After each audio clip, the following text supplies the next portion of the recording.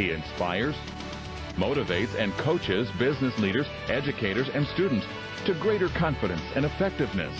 From powerfully relevant, often hilarious speeches and workshops to insightful and challenging executive coaching. Rolfe Carawan energizes individuals to make positive changes for lives both personally and professionally. So please welcome Rolfe Carawan. I am so thrilled to be with you today, and it's such an exciting time. I was backstage listening to all those things, and man, when they were singing God Bless America and all that, it just makes you want to stand up and cheer, doesn't it? I am so proud to be an American, and I hope you are too. It's great to be here, absolutely. But you know, we're here to talk about leadership today. We're here to talk about making a difference in your world. Ladies and gentlemen, if leadership is about anything, it's about impacting people through the power of your character, your competence, and your compassion. You know, any business or organization that wants to stand the test of time must have the two ingredients that makes every great work of architecture stand for centuries. It must have integrity, and it must have aesthetics. The integrity in a building is the unseen structure. It's the thing that we pay very little attention to until all of a sudden we realize that it's sorely tested and we need it. And it's tested by storms, tested by earthquakes, tested by fire, by war. And how well it is made, the material that is used, and the design of that particular building will determine whether or not it will survive the stand of time. And it's the same thing with businesses and organizations. But it also must have something else. It must be aesthetically pleasing. Aesthetics is what the beauty of it is and what people see and perceive to be in that particular building.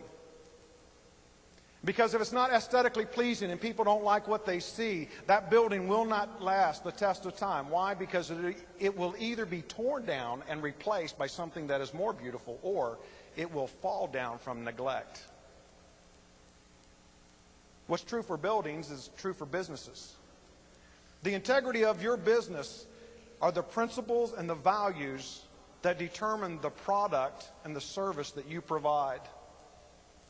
How well it's built, how well it will work, what the materials are that you're providing. But it also has to be aesthetically pleasing to the consumer.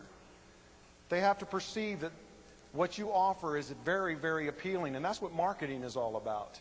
It's getting behind a product that you can stand behind, that you know has good integrity, it's going to do what it says it's going to do, and then letting people know and telling the story of how that product is going to change their life, and so it will last the test of time. And ladies and gentlemen, what's true for buildings and what is true for businesses is also true for leaders.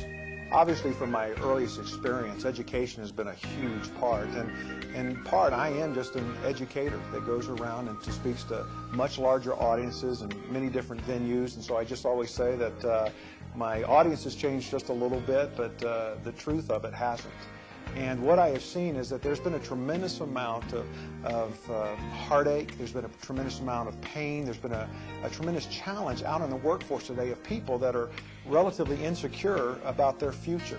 And so the things that I've been teaching ever since I was in the classroom, even to this day, has been trying to point people that even though they can't control their future, they can prepare themselves to live a life that will allow them to be effective in their future.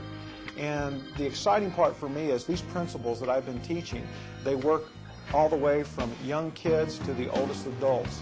And a lot of folks say, well, you can't teach old dogs new tricks. Well, no, but you can remind them of things that they already know. And I think that's one of the greatest challenges I have, is taking principles that we have known for centuries that work in people's lives, taking belief systems and values and virtues and living a life that is extremely productive and that our life can make a difference. And, you know, I think one of the greatest fears that I have, and I think that so many people have, is being irrelevant.